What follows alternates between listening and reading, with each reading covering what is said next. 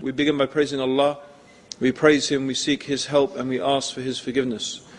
And we take refuge with Allah from the evil of ourselves and from the evil consequence of our evil actions. Whomsoever Allah guides, there is none to misguide, and whomsoever Allah leaves to go astray, there is none to guide. And I testify that indeed Allah alone is worthy of worship, and that Muhammad, may Allah's peace and blessings be upon him, is the servant of Allah and His final messenger. Before we actually answer the question of today's lecture, is there a God? It's the question. Is there a God? It might be useful to explore the meaning of some words. So the first thing that we would like to ask is, what is a God? Actually, I'd like to ask you that question. What is a God? I'm not asking you, what is the God? I'm asking, what is a God? What makes something a God? So there you go, it's a question. Question needs an answer. You can sit here all night. So you can try and answer my question. What is, if you don't answer me, I'll just pick on people and say, you give me something. So either you can volunteer, right, and you can put your hand up and give me, yeah, go on sister, yes. Someone who's created the universe? Okay, I specifically said, although Jazakallah khair for that, and very courageous for, being the first person, but I did specifically say, I didn't want to know what is the God. Yeah, didn't I say that? I want to know what is a God. So, for example, did Ganesh create the universe? Do Hindus believe that Ganesh created the universe? Huh? No? No. I mean, he didn't. They don't, right? Or, Aphrodite, yeah, the goddess of love. Do they believe that she created the universe? No. Okay, but she's still a goddess, and Krishna or whoever, or Ganesh is still a god. So, I'm not asking for a definition of the creator. I'm asking, what is a God, not the God. Yes, sister? Something you worship. Okay, something that you worship, or something that is worshipped. Okay, that's a good start. That's a very good start. Still not enough, though. We want something else. What we want to know, okay, is why do people worship things then? It's very important. Why do people worship things? Why do they worship these gods? Come on, everyone. Good. First brother. Amazing. Yeah, go on. Okay. So they believe in a higher being than themselves. Right?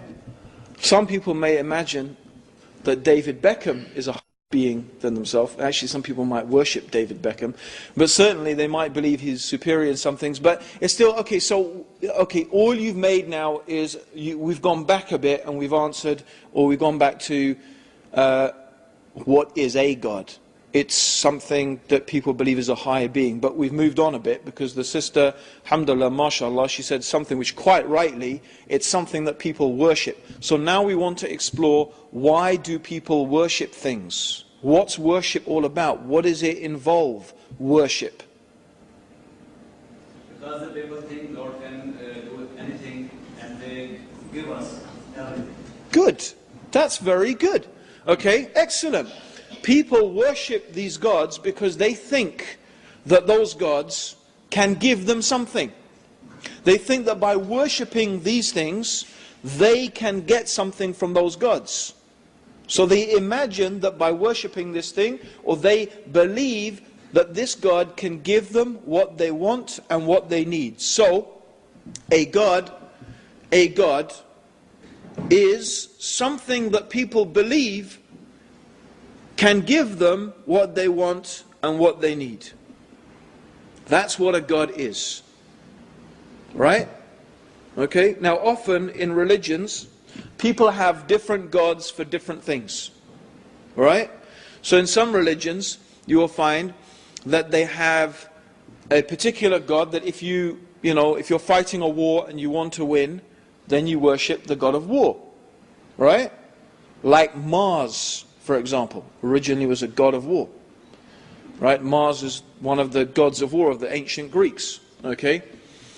And by the way, could everyone please turn their mobile phones off or put them on silent? The brother forgot to mention that. Yeah. Or for example, if you want the rain to fall, they worship the rain god. If they, want someone to love them, they might worship the god or goddess of love. Right? So people often in some religions, they have different gods for different things. They worship this god, and they think that by worshipping it, they're going to get what they want and get what they need. I used to be a Roman Catholic. In the Roman Catholic faith, they had different saints for different things. The patron saint of travel, the patron saint of art. If you lost something, they used to tell us, if you've lost something, pray to Saint Anthony and he'll help you find it. He was the saint of lost things. Okay?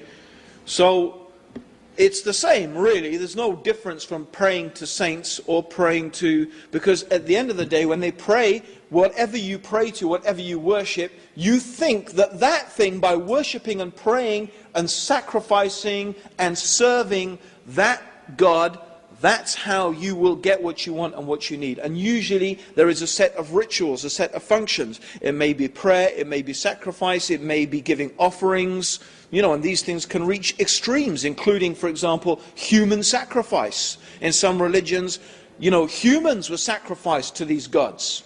Like the Aztecs, for example, they used to practice human sacrifice. So this is the religion. This is the religion, the worship of these gods is the ritualized behavior. The things that people do in order to get what they want from those gods. Yeah? Okay? So these are the gods, and this is the religion. This is the worship of those gods. Right? Okay, so this is what a god is. A god is what people believe is going to give them what they want and what they need. And so people worship those gods, and they pray to them, sacrifice to them, and so on and so forth. So if we think, now let's go back and answer our question. Is there a God? Right. Well, no one could deny that there's not only a God, there are actually probably countless millions of gods. Because whatever people put their faith in and their hope in and their trust in, whatever people believe is going to give them what they want and what they need, that's their God. So everybody has a God of some degree or another, because everybody puts their faith. And these gods are not always idols. They're not always saints. They're not always, people or things. Often these gods can also be ideas. They can be concepts. Because people put their faith and trust in many different things. Not only idols and saints and prophets and so on and so forth. No, they also put their faith and trust in ideologies, communism, science. Right? So these also can be gods. Let me give you an example. You see, I myself, as you've heard, I was brought up in, although you might not know that now, but if you met me 20 years ago, you'd have no doubt from what sort of background I came from. So, as the brother mentioned in the introduction, I was sent to a Roman Catholic monastic boarding school, a place called Ampleforth College. Ampleforth College is like the Catholic version of Eton. It is the top Roman Catholic boarding school. My mother had actually, written me down to go there even before I was born. So she had no doubt about where I was going to go, Ampleforth College. Okay, and it was a monastic boarding school, so it was run by monks.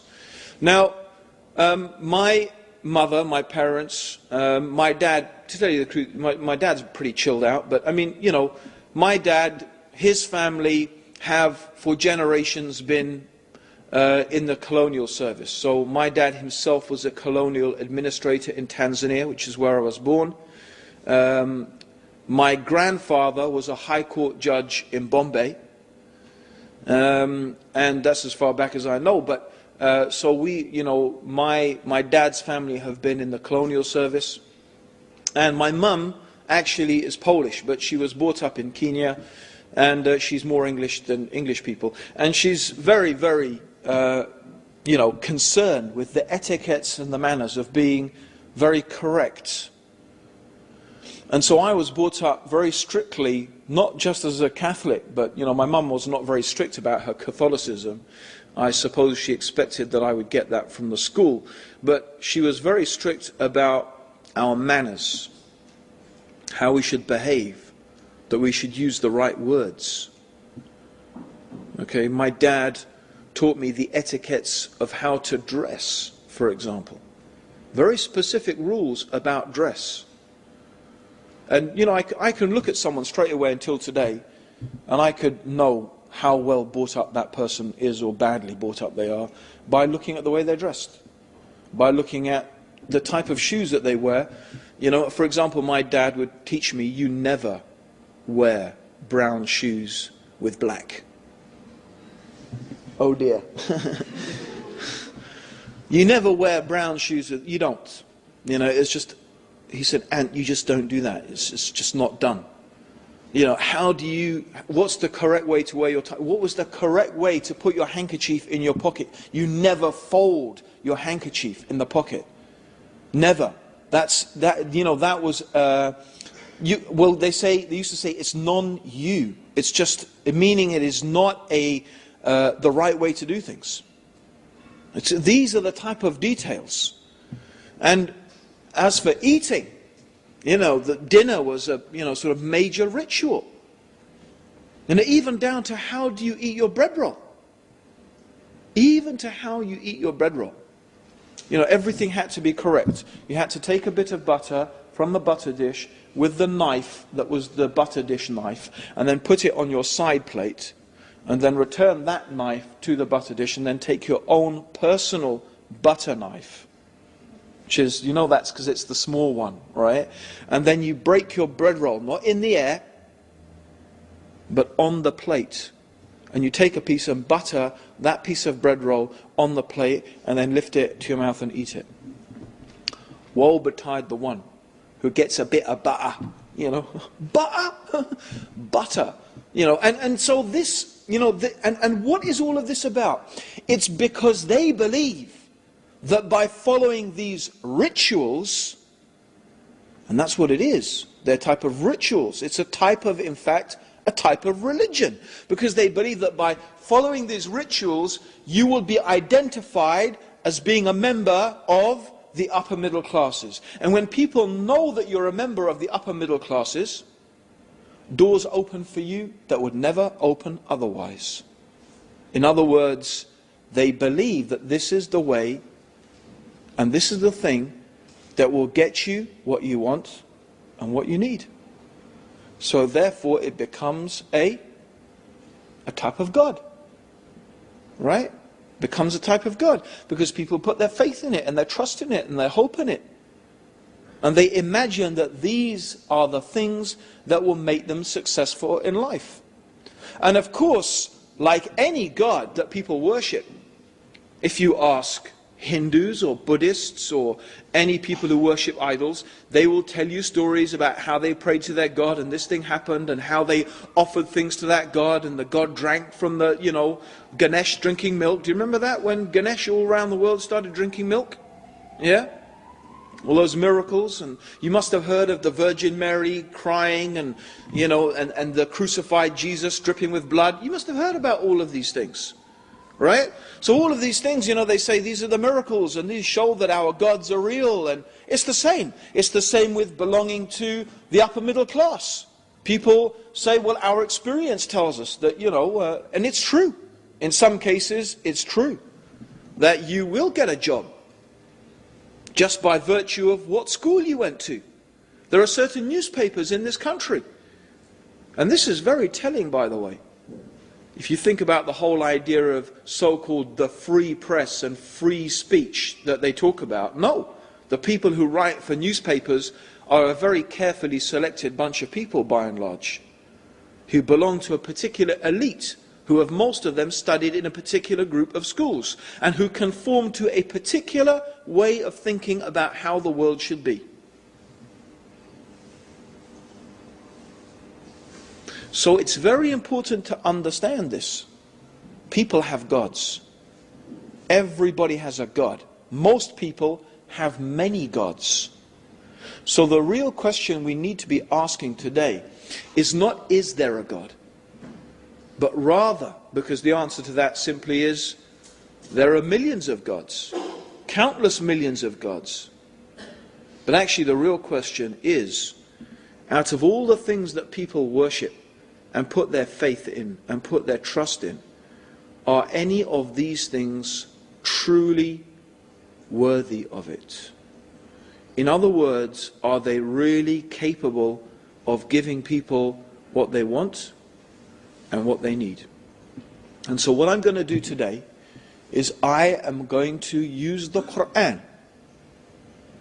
to analyze all the different things that people worship.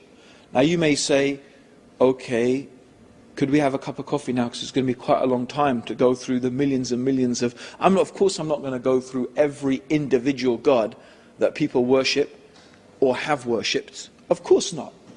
But what we can do is we can divide these gods into broad categories. We can categorize them. And this is what the Quran, we can see the Quran does. The Quran uses certain examples, God uses certain examples in the Quran to identify certain types of religion, certain types of worship, certain types of gods. And then the Quran shows us why these things are not worthy of worship. And what method does the Quran use? You know, it's very beautiful. The Quran really appeals to something that all human beings have it. Now, not every human being is a philosopher or has the capability of being a philosopher. Not every human being is a theologian, and nor are they all capable of being a theologian. Not every human being is capable of becoming a mystic and an ascetic in order to become enlightened with spiritual truths, because most human beings have to just get on with their life in order to survive. Buddhism, for example, if you look at the teachings of Buddha and you look at the life of Buddha, Buddha teaches that in order to achieve enlightenment, you have to abandon the world and live in a monastery. Now, if everybody abandoned the world and lived in a monastery, the people even in the monastery would have no way to live. So it's not a very inclusive type of religion. Although some Buddhist countries have sort of worked out a rota that everyone spends a couple of years in the monastery. You know, like you have military service, they have a couple of years in the monastery. But it's not really, that's not what enlightenment really is supposed to be about. However, so what we find is that these are not really practical solutions. If you want to appeal to someone, how can we know the truth from the falsehood? You can't expect everybody to be a philosopher, a theologian, a mystic or whatever. So we find that the Quran, which is a book for everybody, it's a book for the philosopher, the theologian, the mystic, and the ordinary people. Because this is a book that we believe that is from the creator of ordinary people, which appeals to ordinary people. And so we're not really concerned whether these arguments impress the philosophers or the theologians or the mystics. Because at the end of the day, the Quran appeals to something that is common to humanity. And what is common to humanity? Actually, something we call common sense. Not logic, because logic is a systemized way of thinking. So we don't want to call it logic. We could call it reason, but even reason is not necessarily what we're talking about. What we are talking about is something even more fundamental, and that is common sense. And common sense is called common sense because it's common. Every single human being agrees about those things. There are certain things that every human being agrees about. The only people who don't agree with it are people who are either insane, and that's why we call them insane, or perhaps philosophers. I'm not suggesting that philosophers are insane, or some people might, but but they don't agree with these things because they're just, contentious. They think it's their job to argue about everything. But otherwise, no, these are things that people all... Let me give you an example. Isn't it a universal truth that every human being agrees about that part of something is less than the whole? Yeah? A part of something is less than the whole of that thing. True? Isn't that a universal truth? So there's an example of a universal type of truth. Let me give you another example of a universal truth. You don't get something coming from nothing. True or not? Do you get something just spontaneously coming from nothing? Have you ever, in the totality of human experience, heard of something spontaneously appearing out of nothing? No. That goes against common sense. I mean, okay, we've all seen a magician pull rabbits out of hats and stuff like that, but we know it's a trick.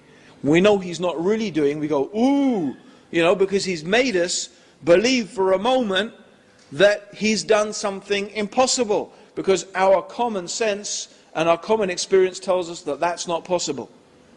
But we do know that you can't get something from nothing. We know it's a trick. Right? Okay. So we have these types of things, and we could list other ones. You could argue about something, but other ones that the shortest distance between 2 points is a straight line.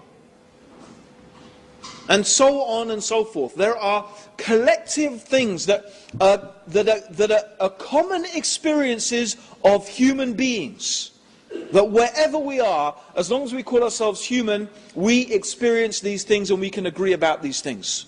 Yes? Now I want to make an important point. This is very important. One of the things that human beings actually don't agree about a lot are things to do with ethics and morals. In fact, one of the things that is extraordinarily diverse amongst human beings are things to do with ethics and morality. How we should behave, the things that we shouldn't and shouldn't do, the type of punishments that we should have. Okay? So for one society to say, oh, this society is backward and primitive, or this religion is wrong because it practices polygamy, whereas the right way to behave is monogamy, right? Actually, this is not a valid means through which and by which to judge anyone or anything. Because upon what basis is monogamy right and polygamy wrong? Having one wife only became the normal mode of behavior, to tell you the truth, in the northern hemisphere. And these were only based upon survival strategies in cold countries. It was just a lot easier to survive as human beings in cold countries with one wife and a few children.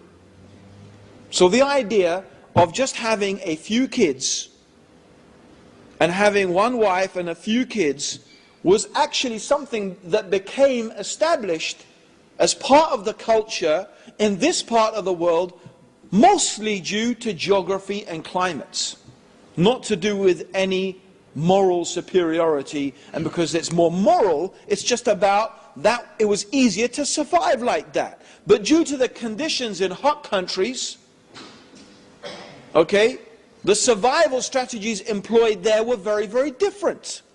So it is fallacious to say that we should make judgments about another culture or another religion based upon some aspects of their morality. And I'm not saying this absolutely, because actually there are some things that are very common. Human beings universally almost always agree that it's wrong to murder, it's wrong to steal, it's wrong to cheat, it's wrong to lie, so on and so forth. I mean, these things are pretty universally agreed upon. But, apart from some basic moral structures, actually human beings have pretty diverse ideas about what should be the norms of a society. And I'm only saying that because you know what? What you will find is that most people who criticize Islam don't criticize Islam on the basis of the fundamentals of what our religion teaches. And the reason simply is, as I hope by the end of today I will show you, is that the fundamentals of what Islam teaches are so firmly rooted in reason and common sense that it is really virtually impossible to produce any type of effective argument against it. So therefore the only manner or means in which they can try and make some capital out of criticizing Islam is about some aspects of its morality. But it's a false way to make a criticism, because it's not really a valid means. It's not based upon universal principles. So let's go back. Let's use our common sense and let's look at some of the stories and the examples that the Quran uses, and just let's see how very much based upon common sense these things are. So let's take the first category of people. The first category of people are those people who, and these are very few by the way, historically, even until today, the amount of people who actually say, I believe there is not a God, that there is not a creator, that there is no being that has brought this universe into existence, that it's just a product of random events or whatever. It's just time that destroys us. There were people in the time of the Prophet who made claims like that. And there are people today who make claims like that. But historically, amongst humanity, they have been very, very few. And societies that have actually made such claims have either not existed at all or have lasted such a short time that they have evaporated in history. Like, for example, the Soviet Union. The Soviet Union was a self-declared atheist society. In other words, the belief system of the Soviet Union was that there is not a God. And this is what they attempted to force upon people, and you can see how long that society lasted. A mere,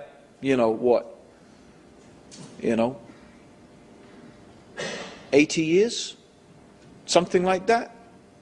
That's not very long in terms of human history, right? It's barely a bleep. So, similarly you will find that all cultures, even the most primitive cultures, so-called primitive cultures, have this concept of a transcendent being that has created the universe and has brought it into existence. The Aborigines of Australia, the Zulus, you can go and look at different cultures and you will find the idea of this created, this being that is different from the creation, that is transcendent. This idea of this transcendent creator is universal in human culture, and the reason is because it is so fundamentally rooted in common sense. It's a common human experience. And so these things are not difficult to understand. The Quran, for example, poses a series of rhetorical questions. A rhetorical question is a question that is not supposed to have an answer. When someone asks a rhetorical question, they're not expecting you to answer it. In fact, the question in itself has an answer. For example, the Quran says, concerning or to those people who claim that there is not a God, that there is not a creator being who has brought this universe into existence. The Quran asks the rhetorical question, did it come from nothing? This universe. Did the universe come from nothing? That is a rhetorical question. Because it's obvious that you can't get something coming from nothing. As I've already stated, there is nothing in the totality of human experience that leads us to believe that you get something coming from nothing, or that you get order spontaneously arising out of chaos. Rather, human experience tells us that where we see things working according to laws, according to patterns, according to systems, laws and patterns and systems have been imposed upon that thing. Right? That's why if you were walking in the desert in Saudi Arabia, right, and you found a mobile phone, what are the essential components of a mobile phone? The essential components of a mobile phone are plastic. Does anyone know what is the base material from which plastic is made? Sand. No, it's not sand, it's petroleum, it's oil. However, there is something else that comes from sand, and that's the silicon chip. Silicon is in fact sand. Silicon chip, its base material is sand. So two important things. A mobile phone is made out of sand and oil. But no one picks up a mobile phone in the desert and says, look, a product of billions of years of chance and coincidence.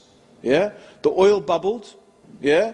The wind blew, the sun shone, the lightning struck, the camel trod, yeah? And after billions and billions of years of these things happening, by an amazing coincidence, this mobile phone formed itself, oil and sand. And I pressed it and, oh, hi, Mum. What a chance and coincidence. Let alone that all these mobile phones talk to each other and you can send a signal, and you see how ridiculous it is. So common human experience tells us even something more simple, a piece of pottery, which is clay.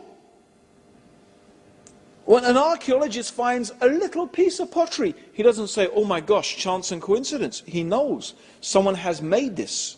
Someone has heated it, someone has treated it, someone has painted it. And in fact, this archaeologist could tell you so many things about that civilization from this one piece of pottery.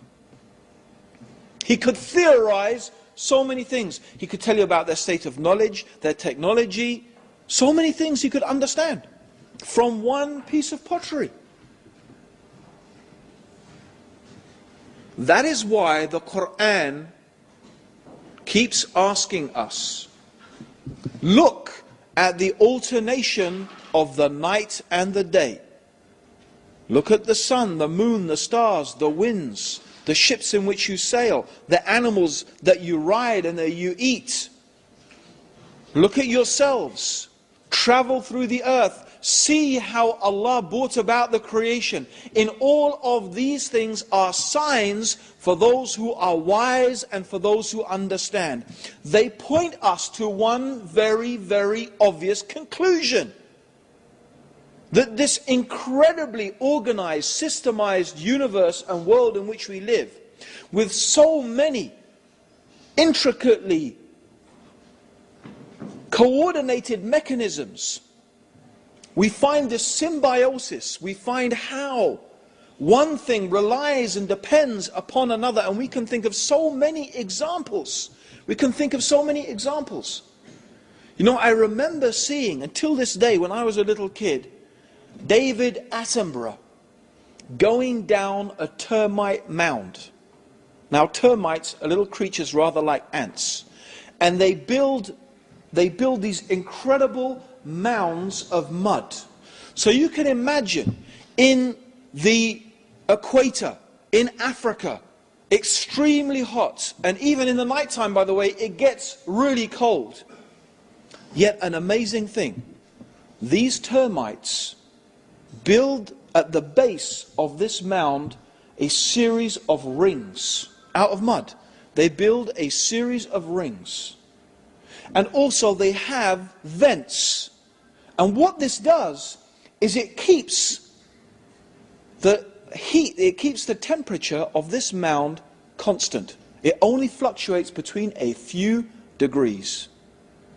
And this also includes the body heat of the termites, and they actually have a certain place in the termite mound where they grow a certain fungus which they live on. They farm a fungus.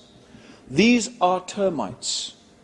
Now these termites are not intelligent beings. They don't have brains.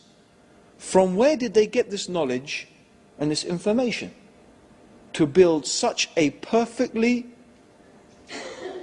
amazingly, intricately working mechanism? And they cooperate all together in order to do this. And we find these type of systems existing even between animate and inanimate objects. We look at our Earth. Is it just coincidence that the Earth is at an optimal distance from the Sun? If we were in astronomical terms, and I'm not talking about 3 or 4 miles, okay? In astronomical terms, by the way, our galaxy is 100, the Milky Way, the galaxy in which we live, is 100,000 light years across. That means if you lived for 100,000 years and you traveled non-stop at the speed of light, that's how long it would take to cross our galaxy. And our galaxy is one of millions in the known universe, which is, I think, 10 billion light years across. Right? So can you imagine the type of distances involved in the universe? Right? So therefore, understand that our Earth, when I say it's in an optimal, I'm not talking about a couple of miles. When something is within a couple of 1,000 or 100,000 miles, in terms of the size of the universe, that's precise. Try and shrink that down in human terms. Imagine if you put that into terms, how precise. I don't think we could think of a mechanism in existence built by human beings that has the precision of the distance of the Earth being from the Sun. If we were much closer to the Sun, then our planet would be too hot. If it was much further, it would be too cold. So in terms of the distance from the Sun, the Earth is at an optimal distance for life to exist. The size of the Earth also is important. If the Earth was much bigger, the gravitational forces would be too overwhelming. If it was much smaller, there would be not enough gravity. This is another point. How about the combination of gases on our planet? Not only oxygen, vital for the existence of life, but also carbon dioxide and nitrogen. It is this combination of gases. Pure oxygen is poisonous. If you breathe just pure oxygen for long enough, it will poison you. You need a balance of gases. We need carbon dioxide. Plants need carbon dioxide. Nitrogen is important for fertilizing the soil. Ozone, another gas. The ozone layer actually filters out the harmful rays of the sun's radiation. That's why they've been making a big fuss about the depletion of the ozone layer and the increase in skin cancer in Australia and other places where the ozone layers become depleted. Because the sun's rays are not being blocked anymore and they're starting to cause cancers. So, does life exist without an ozone layer? It would not. It would be radiated out of existence. Look at these optimal conditions. The Earth spins on its axis once every 24 hours. Imagine the Earth was going really slow. Right? Really slow. So the sun is shining on one part of the Earth's surface for, say, 20 years. That's how slowly the Earth is spinning. What would happen? One part of the Earth's surface would be superheated. Another part of the Earth's surface would be supercooled. And I could go on and on. We could talk about water. How water has an incredible quality. If water did not have the quality that it did, life would not exist. So what we find is a super precise mechanism. I invite anyone to find me an example made by human beings of such a precise mechanism. You'll not find it. How could if we saw such a precise mechanism and we found one, we would automatically presume that some super intelligent person or group of people had managed to make this thing. It is therefore only common sense that when we look around us and we see these things, that we conclude there must be some intelligence, some power behind this. And this power must be very powerful, very wise, very intelligent. And it's also common sense to realize that this being cannot be like the creation. This being cannot be like the creation. Because if this being was like the creation, then that being would not be the creator. That being would just be another creation.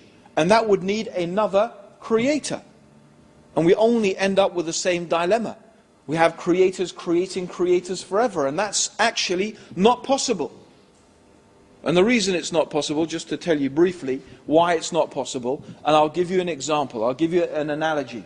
If I said to someone, oh, can you help me lift up this podium? I can't do it by myself. And you say, sure, I will help you lift up the podium, but I need someone else to help me. And that person says, well, I'll help you only if you help me. And so if everyone makes the condition that I will only help if someone ever helps, will this podium ever be lifted? Huh? Will never be lifted, right? So if you have creators creating creators creating creators ad infinitum, you never get anything created. Right? Okay. So it makes sense that the creator is infinite, eternal, without beginning, without end. The creator is self-sufficient. We summarize all of this by saying transcendent, that the creator is not like anything in this universe. And that how could you have more than one transcendent being? And even again, common sense tells us that the precision that we find and the unity that we find in the creational process makes us understand there could only be one mastermind behind this. If there were different creators, in fact, what we would find would be chaos and disunity, not this type of consistent precision throughout our universe. And this is why, really, it makes so much sense to believe. It's common sense to believe that there is one God, that there is one wise, powerful, intelligent creator that is unique, who has brought this universe into existence.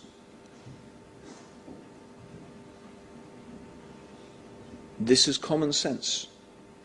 This is reason. This is why human beings, as I said, everywhere, historically, you will find in every culture, there is this belief in the transcendent creator. You see, the Quran says that in fact, the real problem with the human beings is not that they don't believe in God. Most human beings believe in God, and they believe that there is one God, meaning they believe that there is one creator. But what they do is they actually give to the created things some of the powers or the knowledge that in fact only rightly belongs to God. So they attribute to the creation, they imagine that some things in the creation have powers that only God has. Or sometimes they also attribute to God some of the deficiencies and the shortcomings in the creation. And the reason they do this is because they speak about God without knowledge.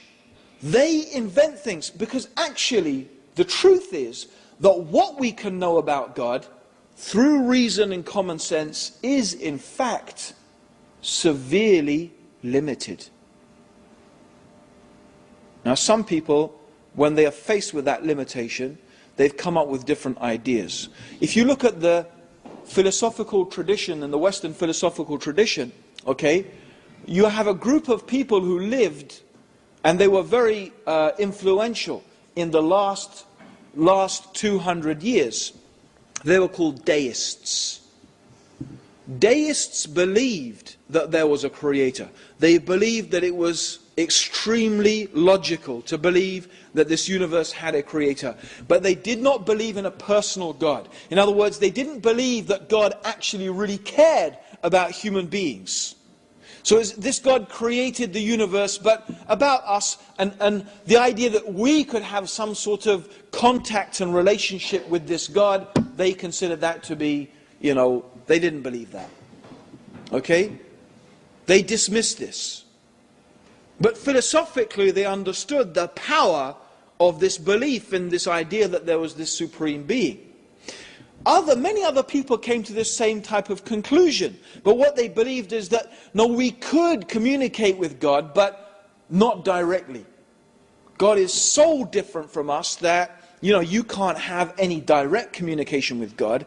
And then what they obviously did is they began to imagine, and this is where they begin to start thinking that God has some of the deficiencies of the creation. And they start to imagine that God is like a created thing, which actually contradicts their original premise. They end up contradicting themselves. But, for example, idol worshippers.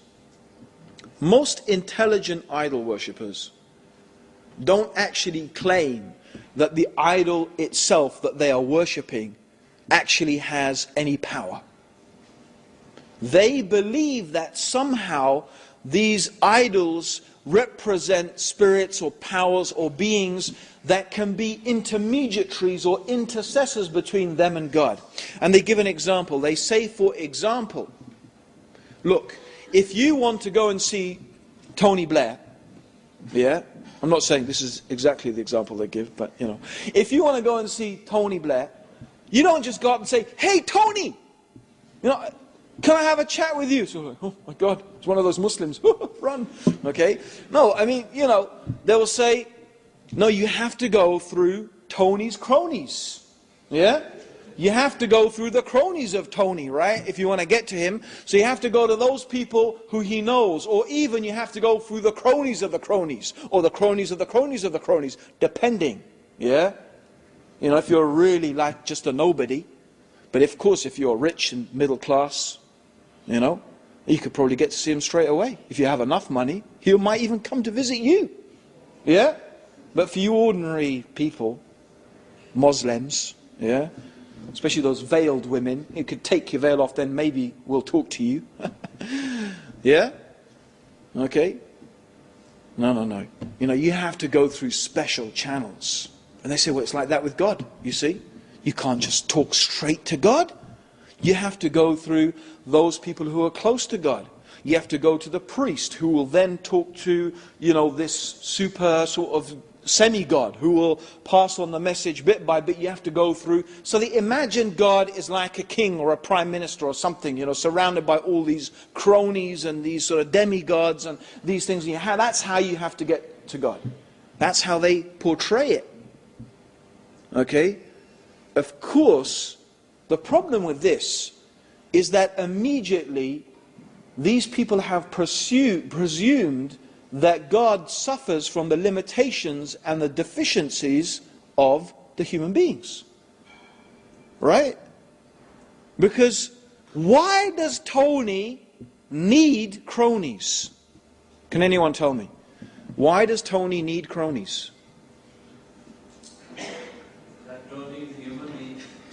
Because he's a human being. He's afraid of being assassinated. He's afraid of terrorists. He's also afraid. He's not afraid. He just simply doesn't have enough time to deal with the complaint of every single individual person, right? He has to eat his dinner. He has to spend time with Cherry and his family, right? He has to go on holiday. Usually at the expense of some rich friend of his, Nothing wrong with that, actually. I don't think there's anything wrong. Personally, I think there's nothing wrong with that at all. How could I? My parents are always, helping me go on holiday and visit them and stuff like that. But anyway, that aside. So he has to have people. See, is this really worth me dealing with? If every single person wanted to personally complain to the Prime Minister about every single little problem that they had, would he be able to deal with that? Of course he wouldn't, because he's human. He has 24 hours in a day. He's limited. You see, but God is not limited like that.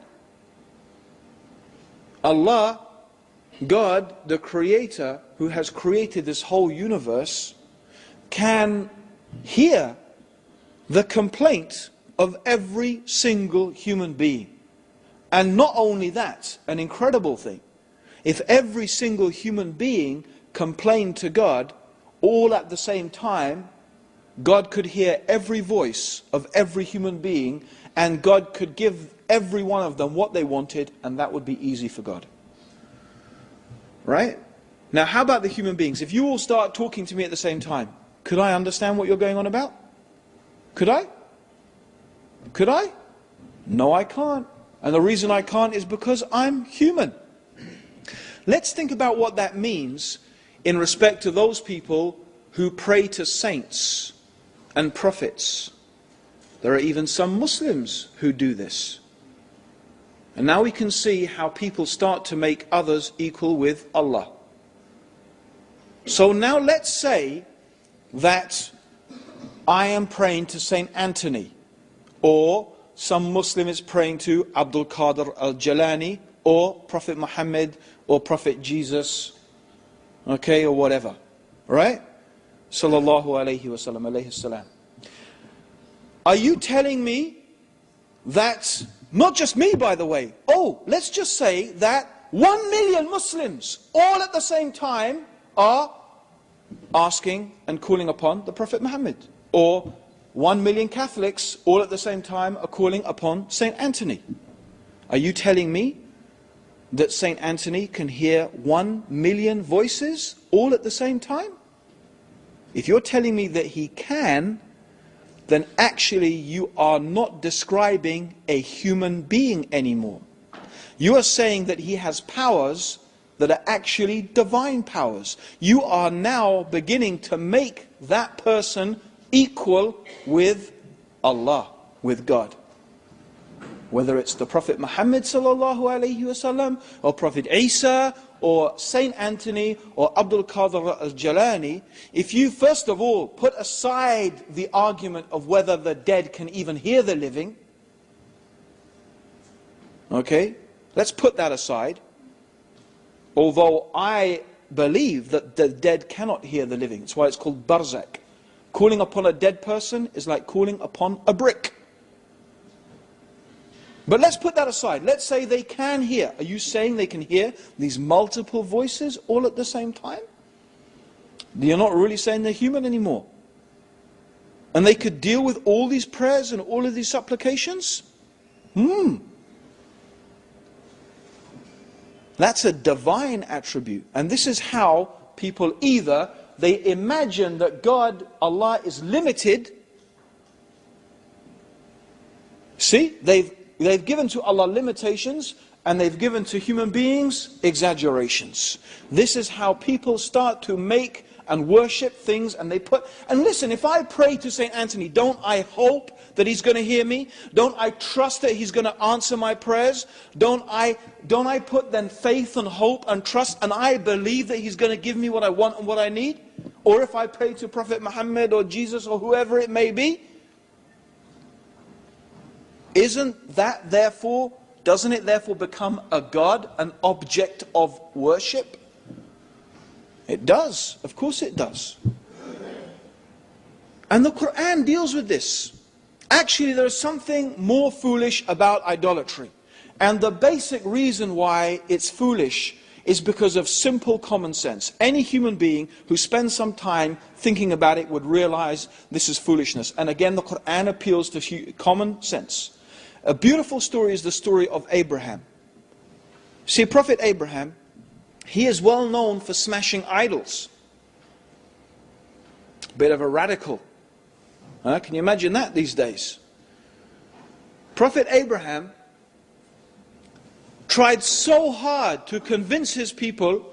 You see, from a young age, he was brought up, his father's house. He was watching, his father used to make idols. So he used to see his dad get a piece of wood, chop up the piece of wood and make an idol, use the chippings to heat the fire to cook their food, yeah? And then this idol which he made, he would see his dad give it to the people, and the people would pray to it. And he realized, this is the same thing we were cooking our dinner with.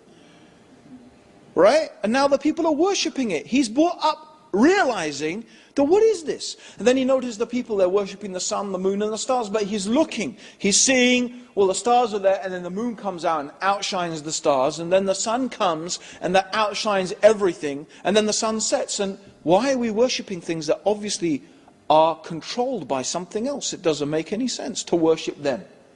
They don't have the power. They're under the power of something else. And he realizes that these things are not true gods. They shouldn't be worshipped. Why should we worship these things that come and go and temporary? Because if they can go, that means they can let us down. The time we really need them is when they're not there. So why should I worship that? Why should I put my faith in that? Why should I put my trust in that? So one day he's determined. He says to his people, I'm going to show you. I'm going to prove to you that your worship of the idols is false. So when his people have gone, it's their festivity, and it's their religious festival, he doesn't want to participate in it, because he doesn't want to be involved in their idol worship at all. So he says to them, I'm sick. He says, I'm sick. Meaning, actually, he was sick of what they're doing. So, when they were doing this, he went into the temple and he smashed all the idols except the chief idol. And he took his axe and he hung it round the neck of the chief idol. Now when the people came back, they were outraged. Who has committed this blasphemy? Who has done this to our gods? And some people said, well, you remember that young man Abraham? He was saying that he was going to prove our idols are false. So the king, he brings Abraham in front of the people. He says, Abraham, did you do this to our gods? So Abraham says, ask the big one. Ask him. So then they look at each other and they say to Abraham, Abraham, you know that our gods can't talk to us. He says, why do you worship something that can bring you no benefit and no harm? This idol can't even protect itself. How is it going to protect you? Isn't that common sense? Isn't that just common sense? Isn't it our common everyday experience? You who are students here in Buckinghamshire and Chiltern University, yeah? When you want to study in a university, now these days you need loans, right? You need money because you have to pay for some of it, right? Okay? Where did you go to get the money? Did you go to the guy begging on the street, sitting outside the railway station? Excuse me, mate, I need to go to university. Could I borrow a couple of £1,000? Did you do that? Did anyone do that? I don't think so. Because if this guy can't help himself, how is he going to help you? When Kuwait was invaded by Iraq, who did they appeal to for help? Bangladesh? Bangladesh with one helicopter. Nothing against Bangladesh, but if you want military aid, Bangladesh had one at the time. I remember reading, they had one helicopter, right? They couldn't cope with the floods in their own country. How would they possibly be able to supply military aid to Kuwait? And nothing against Bangladesh, nothing against the guy begging in the street. It's just common sense. You don't ask someone who can't help themselves, right? Common sense, that's all it is. Common sense. So if the idol cannot do anything for itself, how is it going to be able to do something for you? I mean, isn't it extraordinary? You go to the shop. Excuse me, I'd like that idol over there. Okay, he brings the idol down. And this idol can't, you might think it might fly down itself, right? No, he brings it down. And he pays money for the idol. He actually pays money to get the idol. And then he carries it home. Not the idol doesn't carry him, so that's it, now I'm your God, I'll carry you home. No, he carries the idol home and he puts it up on the shelf, and if it fell down again, he'd have to put it up again. Right? And then he says, oh, such and such, help me. Give me this, give me that. Does that make any sense? Same thing. Muslims do it. A person dies, they wash him, he can't wash himself. They shroud him, he can't shroud himself. They carry him to the grave and they bury him in the grave. And they say, oh, such and such, do this and that for us. Extraordinary. Does this make any sense? And Allah is just appealing to common sense. So this is one broad category. These are false gods. These are things that we should not worship. They cannot give you what you need and what you want. They can't even help themselves. Here is the argument. Whatever things you could say, oh, sometimes my prayers were answered. It's just coincidence. And there are many reasons to explain, okay, why amazing things could happen to these idols. But nothing could go against this common sense. Okay, let's look at another category. The other category is the category of the man God. There are many religions throughout history who have believed that some human being is actually God. Now, the example the Quran uses is the example of Christianity. There are Christians who claim that Jesus is Allah. That He is not just the Son of Allah, but He is Allah. He is one and part and the same as God. And the Quran appeals to such beautiful, commonsensical things. The Quran says, didn't Jesus and His mother, because some people also worship Mary, and there were some Christians who used to believe also Mary was God. Even Catholics say that Mary is the mother of God. The mother of God? God had a mummy. And so God, mama, mama, right? Changing God's nappy, yeah? Cleaning God's bum when He's done a poo. This is, what's that? Mother of God. Huh? Feeding God. What is this? To say that some human being is equal with God. Didn't He walk on the earth and breathe air and eat food? And they went to the marketplace, you know, they needed to buy things, they went to the marketplace. See how Allah makes things clear. See how people are deluded away from the truth. What is this? Allah asks us in the Quran, if God wanted to destroy Jesus and Mary and everything in the whole earth, who could stop it? Of course, no one.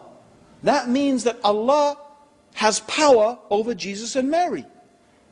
If God has power over them and they are under the authority of God, they can't be the same as God. They can't be. And what does that mean anyway? To say that something is man and God at the same time. It's an impossibility to say that something, by definition, God is infinite, self-sufficient, and eternal. Human beings, by definition, are temporary, mortal, and needy. How can something be eternal and temporary both at the same time? How can something be self-sufficient and needy both at the same time? How can something be eternal and finite both at the same time? It's not a paradox. A paradox means something that seems impossible, but it's not. No, it is an impossibility by definition. Now, there are things that Christians say, God can do anything. Well, I mean, this raises a whole load of questions. God can do anything. I always say, well, do you believe God can do something evil? Either they will say, no, God can't do something evil. Or they'll say, well, He can if He wanted to, but He would never do something evil. I say, why not? They say, because God is good. God only does good things. I say, exactly. It is the nature of God. The nature of God is that God is good. And a good God does not do evil things. It is also the nature of God that God is eternal. So an eternal God doesn't become temporary. It's the nature of God that He is self-sufficient, free of any wants and needs. So God does not become needy. Because that contradicts the nature of God. It's that simple. Doesn't that make sense? Isn't that just common sense? Now, you know, the whole idea that God becomes a man. Okay. You see, the problem is this. If you have a piece of string, yeah, and the piece of string is in the shape of a square. Yeah? Let's say the square represents the attributes of God. Right? I'm not saying that God is like a square, I'm just saying it represents. So the square, we replace infinite, eternal, self-sufficient, and we just, instead of all of those words, we just have a square. Yeah? And the circle represents the qualities of a human being. Needy, temporary, finite, mortal. You know, we're born, we die, we forget, we need to eat, we need to breathe. So these are our, and let's say all of these, we forget those words and we just use it as a circle. Now just theoretically, what we could do perhaps is we could get the piece of string and change the shape of the piece of string from a square to a circle. So perhaps you could make the square into a circle and you could make the circle into a square. But what you can't do is make the square into a circle and it's still a square at the same time. Right? Something can't be blue and red and still be blue. You can't make blue red and it's still blue. The circle can't be made a square and still be a circle. But that's what they're trying to say. God became a man but was still God. Doesn't make any sense. It's an impossibility. And wait a minute, these Christians are telling everybody in the world that you're going to go to hell forever if you don't believe something impossible.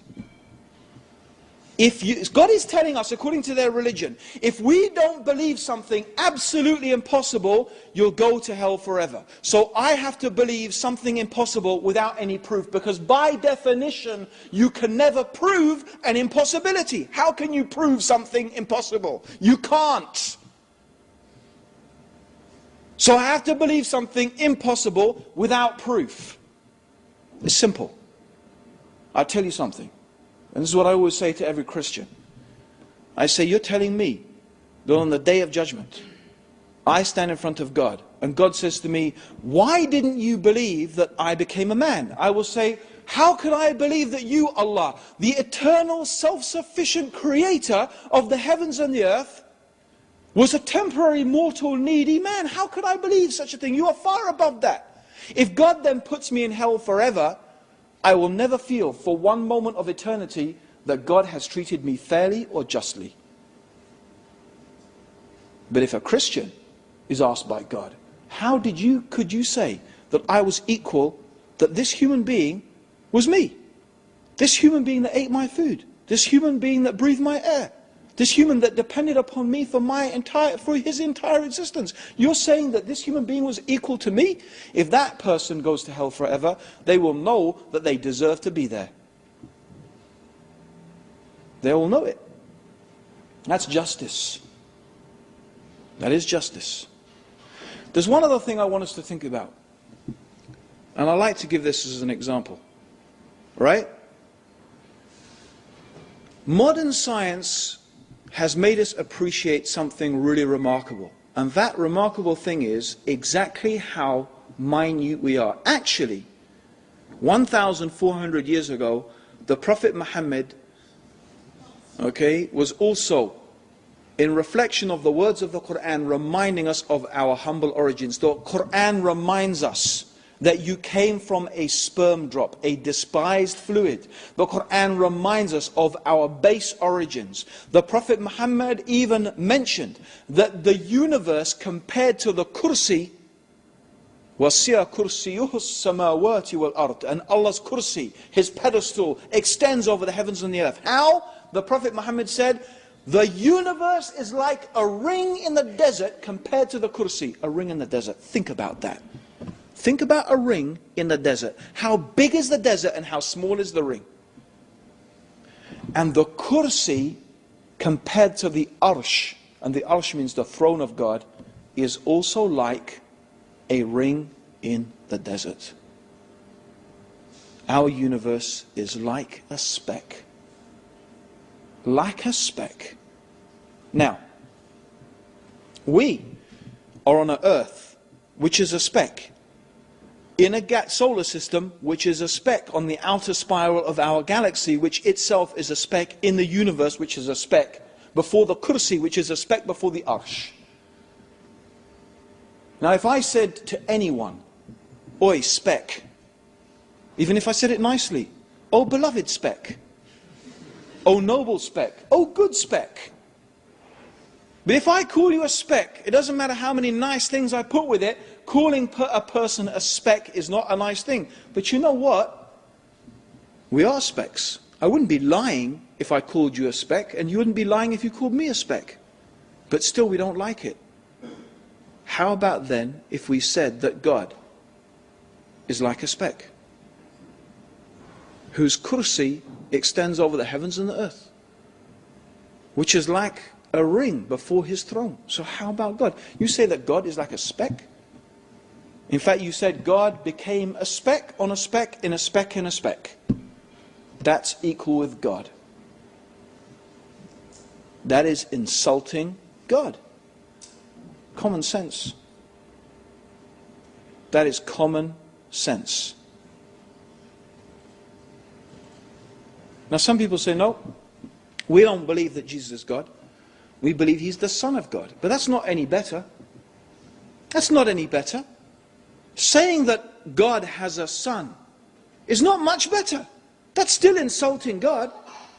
That's still saying that the child of God, the Son of God, is what? Some insignificant creature? Some speck on the earth? And I don't mean here to belittle Jesus, alayhi salam. Okay? Of course, with Allah he is an honored slave. But that's what we are. We are creatures of God. We are the creation of God. We are the slaves of God. The only difference is, what sort of person are you? Do you believe in God? Do you insult God? Or do you honor God? Do you obey God or you disobey God? That is the only difference between the human beings. Not your caste, not your color, not whether you're middle class, upper class, lower class. Okay? None of those things matter to Allah at all. What matters is, are you faithful? Do you honor God? Do you praise God? Do you obey God? That's it. If you do that, God loves you. If you don't, he doesn't. It's that simple. It's that simple. So you're either one or the other. All the other things are artificial and of no concern to God. So this is what is important. So we're all creatures of God. But what does it mean, son of God? Think about that. I mean, I remember there was an Anglican priest who came to the same conclusion. He was saying, what on earth is this supposed to mean, son of God? He thought about it himself and he realized that, what is that supposed to mean? You see, when we use the term son, what do we mean by that? My son, right? So first meaning is the literal meaning, begotten son. The word begotten means born of the act of sexual intercourse. Are we saying that God had sex with a woman and had sons? God does not have sons and daughters. God does not have intimate relations with, and this is why the Quran asks, if God had a son, who is God's wife? Because presumably God would not make fornication and adultery illegal for us and then practice it himself. Does God? But of course, even the concept of God having intercourse is absurd.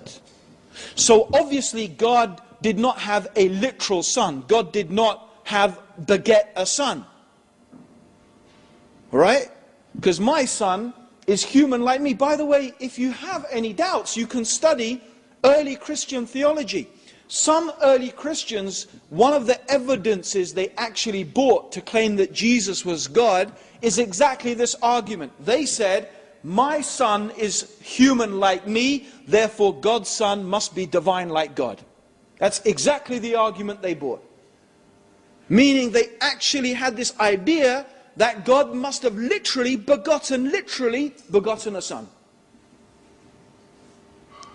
Which is ascribing a calamity Allah refutes this time and time and time. In fact, one of the reasons that the Quran has been revealed is to refute those people who say that Allah has a son. This is actually mentioned. Allah mentions this in Surah Al-Kahf. One of the reasons why Allah has revealed the Quran is to refute those people. And by the way, this is something that many pagans had this idea. Many pagans had this idea. Zeus, for example. Zeus had mistresses and wives and sun gods and, you know. So, for example, Hercules was the son of Zeus. So they had this idea that their sons would marry and, you know, have mistresses from amongst women of the earth, and these half-gods would be born, and so on and so forth. This was their idea. It's a pagan idea. It's not a monotheistic idea. Which, by the way, indicates that really Christianity is so much of it taken from paganism. Anyway, I don't want to get, because I could go quite far into talking about that. But it's another topic. So the Son of God. Okay, so we say, most Christians will actually say, no, we don't believe that God. Of course we don't believe God is, you know, that Jesus literally is the actual, you know, literally begotten Son of God. So we say, well, what do you mean? Do you mean God adopted Jesus as a son? Again, it doesn't make any sense. Let me give you an example. Right? If I brought with me today a goldfish, yeah? I have a little thing, and I bring with me a goldfish, and I say, everybody, this is Jonah, my son. So it's a goldfish. Oh, it's my son. He eats with me at the table. He has a bedroom in the house. And according to the new adoption laws that they've just passed in England, very liberal, the papers are coming through next week, he's my son. Now, you would say, look, that's a fish. You're a human being. You can't have a fish as your son, because the fish is not like you. But let me ask another question then. How is a human being like God? The human beings who are specks on an earth that is a speck. In fact, isn't it true that I am actually more like a fish than I'm like God? Isn't it true that any human being has more similarity to a fish than they have to God?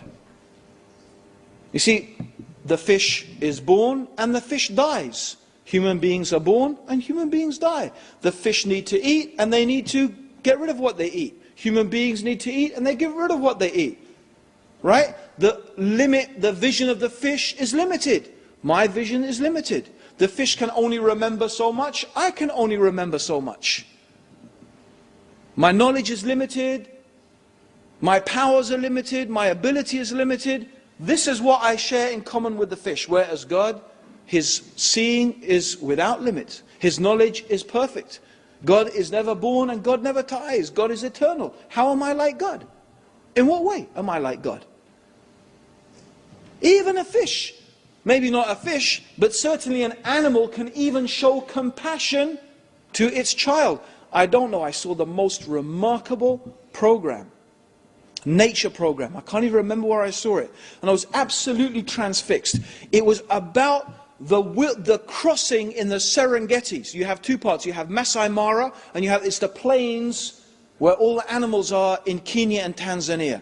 And there's this famous place where the wildebeest and all, in fact not just the wildebeest, all the animals, the zebras, the wildebeest, they cross the river and the crocodiles get them. You must have seen that. Amazing thing. There was one, and they were following this one baby wildebeest. It was crossing with its mother. And we know how the Prophet ﷺ said that, that Allah has divided His mercy into 100 parts. One part He put on this earth. Now the one part of Allah's mercy is even so the love that the mother has for the child. Right? And I saw in this thing how this baby wildebeest couldn't climb up to the other side. This baby wildebeest could not reach to the other side of the river. And in fact, climbing, it fell down and it ended up being washed down the street. Somehow the crocodile didn't eat it. And it ended up going right back to the other side. The mother had made it. Do you know what this mother did? You know what the mother wildebeest did? She went back across the river. She went back across the river, facing the hippopotamuses, right, which were attacking them, the crocodiles which were eating them. Did she care? No. She went right back across to go after her little baby. That is the compassion in an animal, in a creature. So even animals can have compassion. Doesn't make them divine. So what do we mean, Son of God? What does this mean? Again, no. We are creatures of God. We are the creatures of God.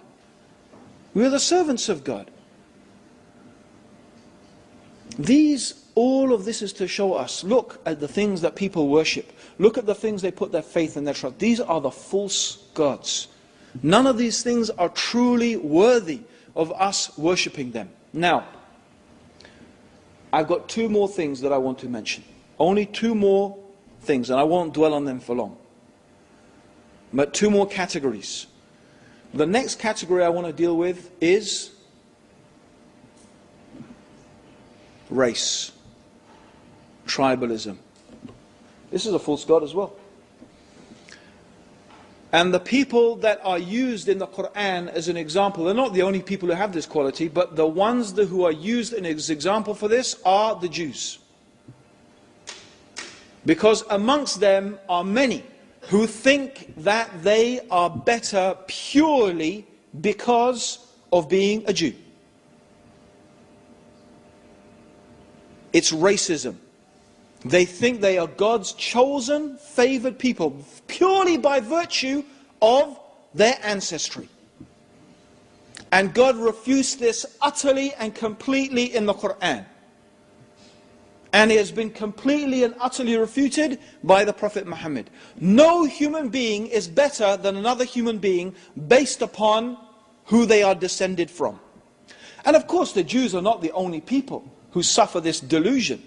And of course I mean to say, by the way, not all the Jews, because a true pious Jew would never believe such a thing.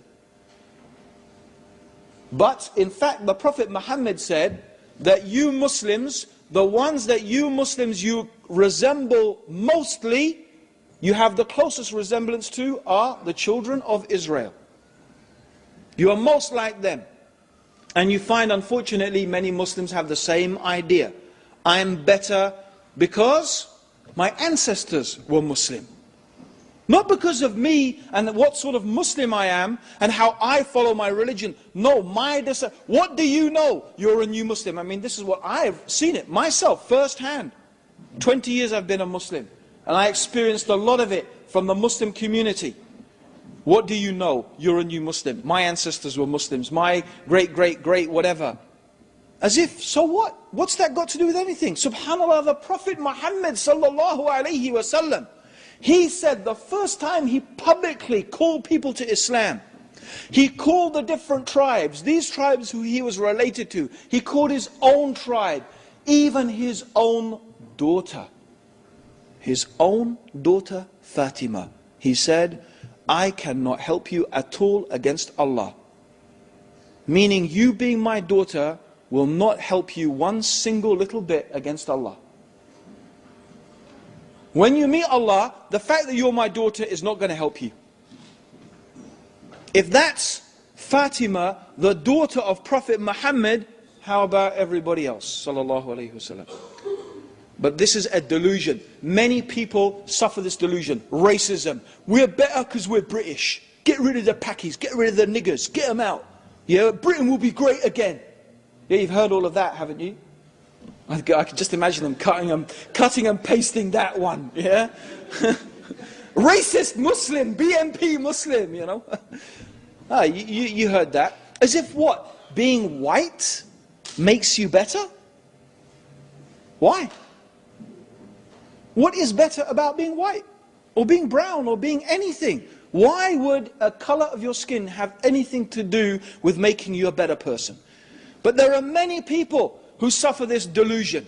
And it is a type of idolatry. It's a type of shirk. It's a type of false god. Because that's what they think. You see, these BNP Nazi people imagine, right, that when we get rid of such and such undesirable people, everyone who's not white, who's not British, when we get rid of them, we will be great and we will be successful. So they imagine that being British is the way that you get what you want and get what you need. It's a god. It becomes a religion. Think about that when they call us to Britishness. And most of what they say is perfectly acceptable, alhamdulillah. You know, tolerance and, you know, and decency and, you know, fair play. And those are the things that, you know, the good qualities we think. And queuing, you know, being polite. Oh, seriously, those are good qualities. You know, there's a few other qualities, though, however, we could say are not such good qualities. And those are the ones that Muslims tend to have problems with. You know, emerging at 2 o'clock in the morning from pubs and nightclubs and puking up and fighting and, you know, and a whole bunch of other things that really are not really desirable, even from the point of view of being a policeman. Those things are not very desirable. And that's quite widespread, unfortunately. Even in Europe, British people have got the reputation of being yobs. And it's not me, it's not what I said, it's what they said in the British newspapers even. So the point being that your race has got nothing to do with it. Okay, it's not only, of course, the Bani Israel or the Jews who have that attitude, lots of people have it. Okay, and it's a false god. Now the final thing is the biggest false god of all. The longest running, the biggest one, the most worshipped one, and that is the god of materialism. The idea that science, power, wealth, technology, these are the things that are going to make you successful in life. I wonder, I didn't bring it with me. Did anyone see the newspaper today? The London paper or whatever it is, or you know, it's High Wycombe, of course, but right, you'll read about it tomorrow, I'm sure. Robbie Williams. Yeah? How much money does that guy earn? 30 million a year or a day? And he is on antidepressants. He's just gone into a clinic, and we are being told every day, we need to be wealthier as this country. We need to be richer. Money, money, money. Work harder. Make more money. What did it do for him, his 30 million a year? Does wealth equal happiness? Put that on a broad scale. Because we are being told, you know, we can all live the American dream. No, we can't. If every human being on this planet lived the way an American, the average American, if every human being lived the way an average American lived, we would need something like 3.5 planets in order to be able to provide all the resources for that. That's the footprint of your average American. They say he is consuming you would need 3.5 planets. For every human being to live the way you live, you'd need 3.5 planets. You can't all live the American dream. To claim that we can all enjoy our lives materialistically is a lie. And the claim that it is the way to success is a falsehood. The idea that science will produce the solutions. Tony Blair, right? Here we're confronted with global warming, the biggest catastrophe. The chief scientist in this country said, forget terrorism. The worst disaster that is going to hit the world is global warming. It's going to make terrorism look like nothing. I don't notice any war on global warming. A few little cries here, oh, we need to reduce a few carbon emissions, but not on my holiday. Yeah? Right? Yes? But we're ready to send soldiers to die in Iraq to fight terrorism, which isn't even there anyway in the first place. You know, doesn't that make you think just a little bit? The really dangerous things in the world, okay, global warming, chief scientist, that's what he's saying. But how much effort are we ready to expend upon that? We're ready to expend a lot of effort fighting a few, let's be honest, a few crazed individuals. Because that's really what they are. I'm not saying they haven't got reasons to be mad, but they're not good enough reasons to go around blowing up women and children. So they are crazed. Sorry, but that's the fact.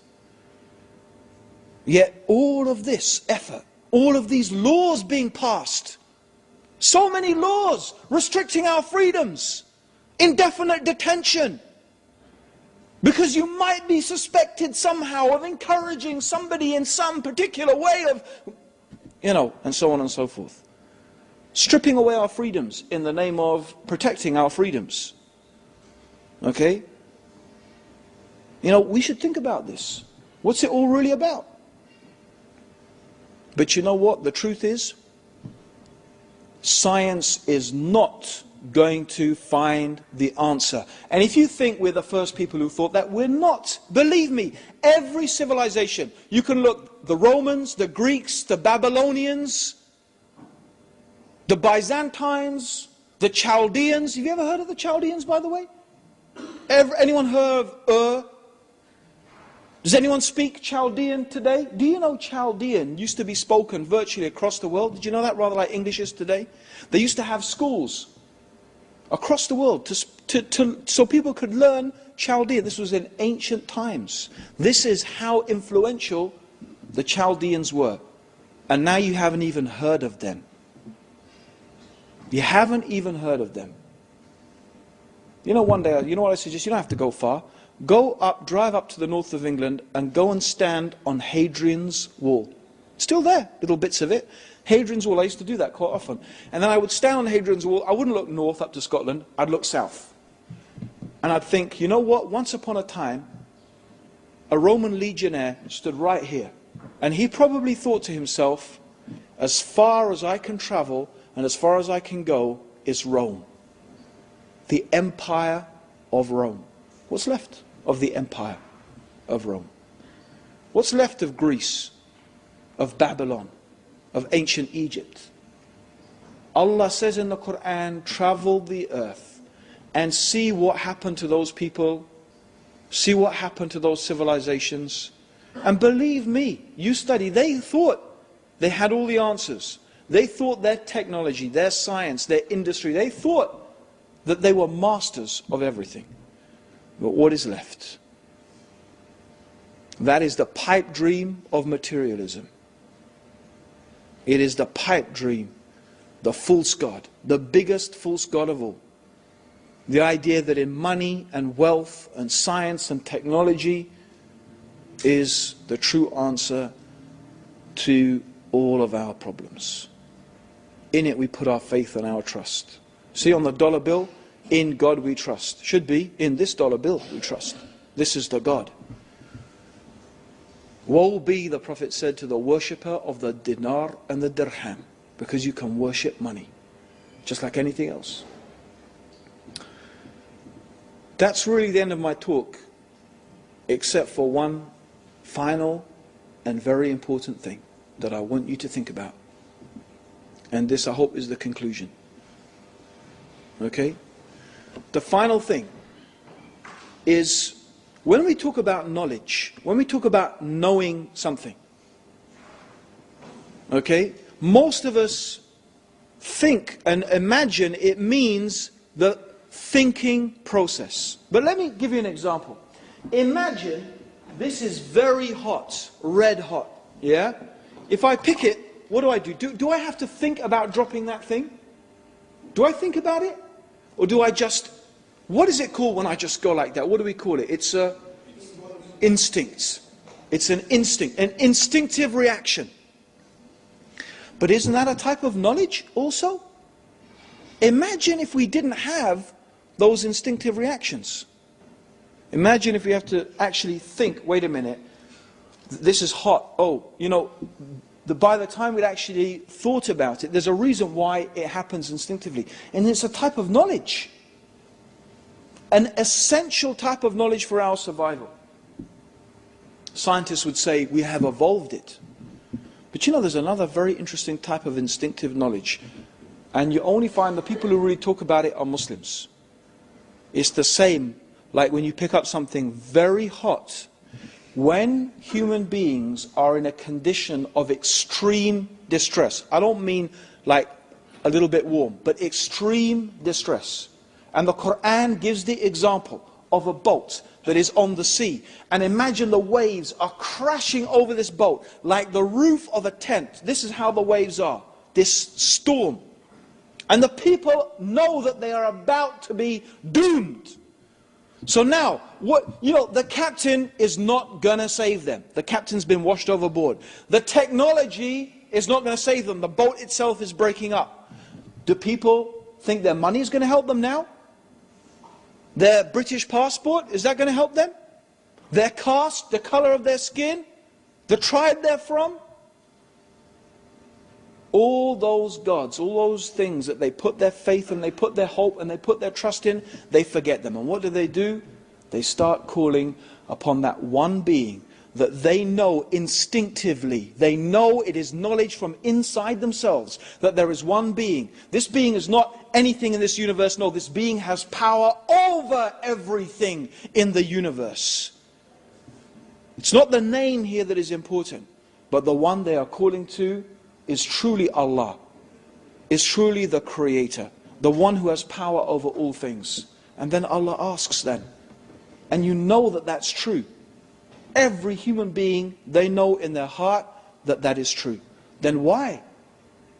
In that moment when you have complete faith in Allah, why then do you put your faith and your trust and your hope in other than Allah? Why do you worship other than your Lord? Because ultimately all those things, they are false. Because at that moment, the one that you rely upon and hope in completely and utterly is Allah, the Creator alone. This is the beautiful, simple message of Islam. This is the beautiful, simple message of Muhammad sallallahu alayhi wasallam, of Jesus, the true message of Jesus alayhi salam, of Musa, the true message of Moses alayhi salam, of Abraham alayhi salam. This is the true message of all the prophets, that we should abandon the worship, the false gods, and in fact we should worship the one true God, which is Allah subhanahu wa ta'ala. Brothers and sisters, Jazakallah khair. The talk went on really quite long.